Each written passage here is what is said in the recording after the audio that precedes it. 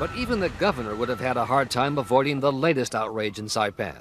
More than 1,000 workers made sick by suspected food poisoning at one of the biggest and supposedly best-run factories on the island, owned by the politically prominent Willie Tan. A lawyer for Tan said the factory is well-run and no sweatshop, and suggested to Saipan TV station KMCV that it might be sabotage somehow connected to the lawsuit. The concern we have that because this lawsuit and everything else that's going on, that there could be some sabotage of food. But federal officials say Tan's factory has a history of problems, including the contamination of water used for drinking and cooking. And Tan's factory is named in the billion-dollar lawsuit because of the work it does for Tommy Hilfiger and other well-known American retailers. The occasions of people becoming ill, workers fainting, food poisoning, drinking water contamination, well documented. These are sweatshops, plain and simple. Congress could fix this that quickly. All we have to say is that the immigration laws and the labor laws of the United States of America apply to Saipan. And yet Congressman Miller says his efforts to do that have been blocked by one of the most powerful people in Congress. The Majority Whip of the House of Representatives, Tom DeLay.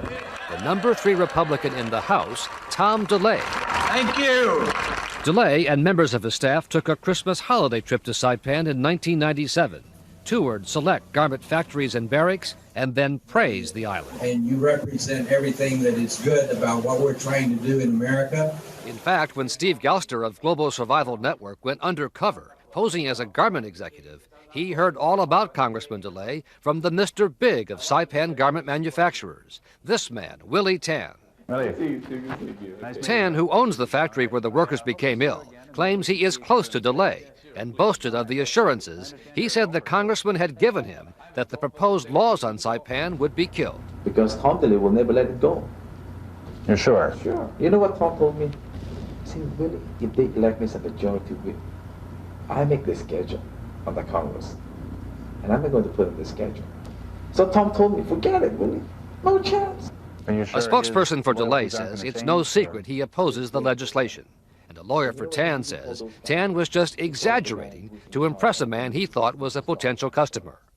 But Congressman Miller says the tape provides a rare insight into the behind-the-scenes fight against reform on Saipan. It makes me very angry, very angry. That's not what the Congress of the United States is supposed to be about. So the bottom line is, despite the promises to investigate and the calls for reform, it seems little has changed on Saipan. And when the sun goes down on this American territory, another shift of foreign workers brought to this country under the same legal loophole reports for duty at another kind of thriving, grim business.